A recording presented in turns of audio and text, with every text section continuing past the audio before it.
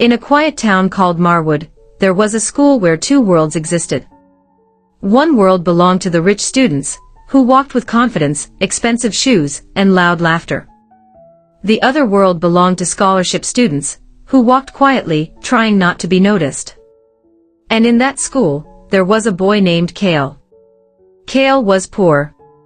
Everyone could see it without being told. His uniform was old, his backpack was worn, and his shoes had seen better days.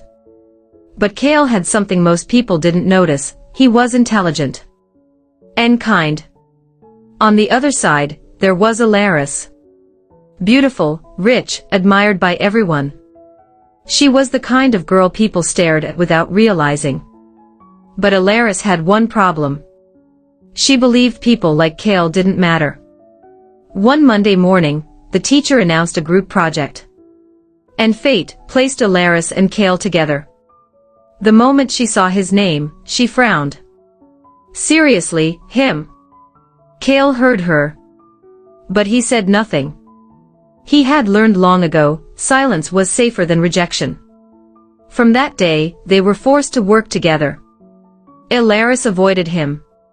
She didn't want to sit near him, didn't want to talk to him, didn't want anything to do with him. To her, he was unpleasant. Below her world. Not someone she wanted to be associated with. But Kael just worked quietly. Day after day, he did the research. He wrote the notes. He stayed after school in the library while others went home. And slowly, something began to change. Elaris started noticing him. The way he focused. The way he never complained. The way he kept going, even when nobody cared. But she refused to accept it. Until one day, it rained heavily after school.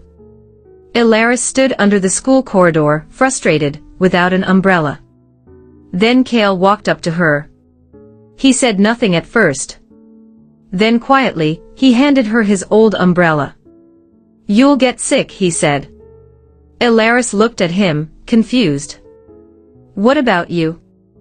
"I'm close to home," he replied. It was a lie. But she didn't know that.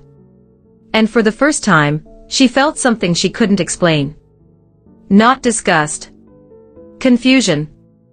Days passed, and rumors started. People whispered. Why is she always with him? He doesn't belong near her. Elaris heard everything. But instead of defending him, she stayed silent. And that silence slowly built a wall between them. Then came the presentation day. Elaris stood in front of the class, but her mind went blank. She forgot everything.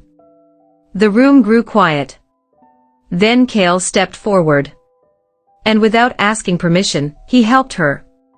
He explained everything clearly, confidently, perfectly. The class listened. And for the first time, Kael was seen. But instead of gratitude, Elaris felt something else. Embarrassment. After class, she snapped. Why did you do that? You made me look stupid. Kael looked at her calmly. I didn't want you to fail. That was all he said.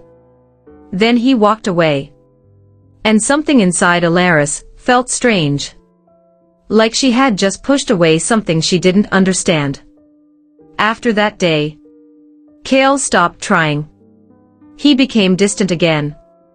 And strangely, Elaris noticed his absence. The silence felt heavier. The days felt emptier. Until the school festival arrived. Kael was assigned to set up work.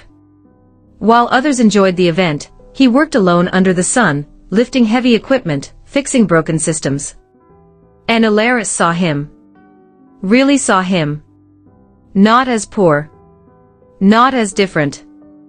But as someone carrying more weight than anyone else. Then suddenly, a stage accident happened. A metal structure began to fall. A student was in danger.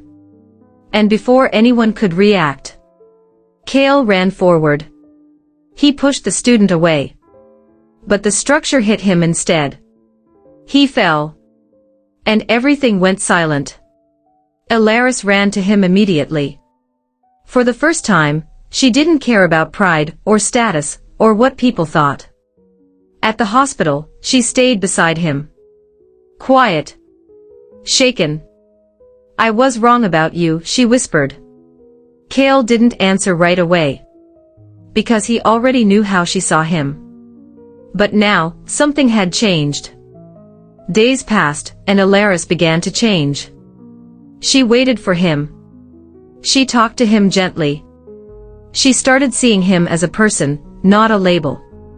And slowly, Kael began to trust again. One evening, on the school rooftop during sunset, everything changed. Elaris stood beside him.